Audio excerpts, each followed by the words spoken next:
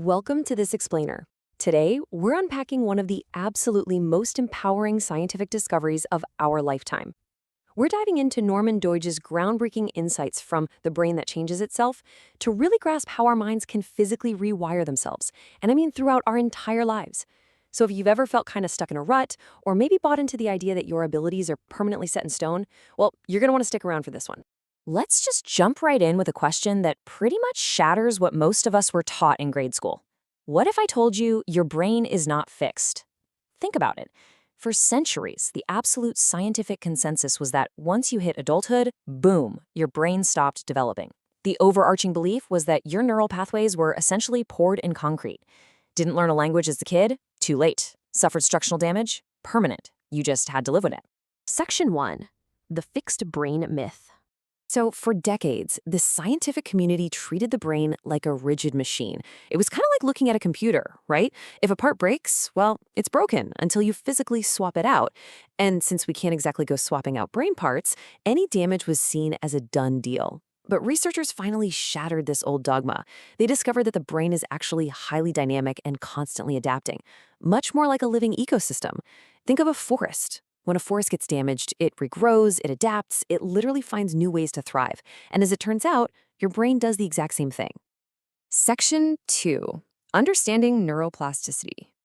Okay, so to really anchor our understanding here, let's look at the formal definition. Neuroplasticity is the brain's ability to physically reshape itself through your thoughts, habits, skills, and experiences. And I really want you to focus on that word, physically. It means that every single time you learn something new, practice a skill, or even consciously change a habit, you aren't just changing your mind in some metaphorical, philosophical sense. You are literally changing the physical structure of your brain. You're building entirely new biological bridges in your head. It's wild. And the real-world applications of this? They are absolutely staggering. Through this incredible adaptability, scientists found that severely damaged brains can actually reorganize themselves entirely. Doidge documents some truly mind-blowing cases in his research. He talks about a woman who constantly felt like she was perpetually falling, and she actually retrained her brain's sense of balance using sensors on her tongue.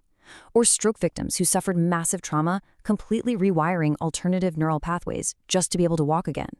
It proves the brain isn't just a machine that breaks. It's a living ecosystem that heals. Section 3. Habits shape your brain. Now let's look at how this plays out in our everyday lives, because neuroplasticity isn't just for miraculous medical recoveries. What you repeatedly do becomes who you are. Now that's not just a nice philosophical quote, it's hard neuroscience. Your everyday behaviors literally, physically strengthen specific circuits in your brain over time. Think of it like walking through a field of tall grass. The first time, pretty tough. But if you walk that exact same path every single day, eventually you carve out a clear, easy-to-walk dirt trail. The fascinating part is that your brain doesn't judge. It just builds. It's constantly learning from your actions. If you practice positive pathways, say reading, exercising, or actively leaning into optimism, those circuits get stronger, and positive thinking physically becomes an easier task for your brain to pull off. On the flip side, if you lean into negative pathways and destructive routines, those are the exact circuits that get reinforced. Your brain is continually paving the pathways of whatever you practice the most. Which really begs the question, what exactly are you teaching your brain today? Section 4. The dark side of plasticity. This brings us to a supercritical clinical reality. The exact same mechanism that learns healthy habits can just as easily learn destructive ones. Take a look at this loop of resistance.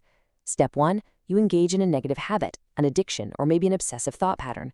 Step 2, that neural pathway structurally strengthens. Step 3, changing that behavior physically feels way more difficult now because you've essentially built a literal superhighway for that bad habit right in your brain.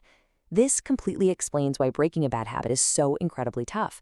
You're not just battling willpower, you are fighting against actual physical wiring. But hey, don't let that discourage you. The truly empowering news here is that because your brain remains highly plastic, you can absolutely build entirely new, healthy pathways. But here's the catch. Rewiring takes time, consistency, and deliberate practice. You've got to stop walking down the old pathway and consciously start forging a new one. Sure, at first, that new path is overgrown and frustrating to navigate, but with consistency, that old bad habit pathway will eventually weaken from disuse, and your new healthy pathway becomes your brain's new default route. Section 5. Rules for lifelong growth. Armed with this knowledge, we can finally toss out that outdated cultural myth that you can't teach an old dog new tricks. Modern research proves, without a doubt, that your brain's ability to learn absolutely does not expire when you blow out the candles on your 40th birthday. Doidge even points out that older brains can actually be way better at seeing the big picture. So whether you're in your 50s, 60s, or well beyond, you are entirely capable of mastering a new language, picking up an instrument, or developing complex new professional skills. Your brain is eternally hungry for new challenges. When it comes right down to it, your biological age matters way less than the consistent effort you put in. We spend so much time worrying about a number, but cognitive growth really only stops when you stop actively challenging yourself. I mean, if you sit on the couch and never do anything new, yeah, your brain's going to stagnate. But if you apply consistent effort to learn and grow, your brain continuously rises to the occasion, sparking brand new connections no matter what year you were born. Section 6. Practical Lessons. All right, we've covered a ton of fascinating science today. Let's quickly consolidate these into actionable takeaways you can actually use the second this explainer is over. First and foremost, your brain is not fixed. Never forget that. Second, repetition physically rewires your pathways. It's not magic, it is biology. Third, good habits compound over time to create a healthier brain. Fourth, it is literally never too late to learn something new. And finally, you are absolutely not trapped by your past. Real, lasting transformation doesn't happen overnight. It happens gradually through thousands of small, everyday choices. Your brain is actually changing right now, just by listening to this. Every single thought, every habit, and every tiny choice is shaping the literal structure of the person you are going to become tomorrow. Which leaves us with one profound question to consider as we wrap things up. What kind of brain are you building today? Keep learning, keep challenging yourself, and we'll see you in the next explainer.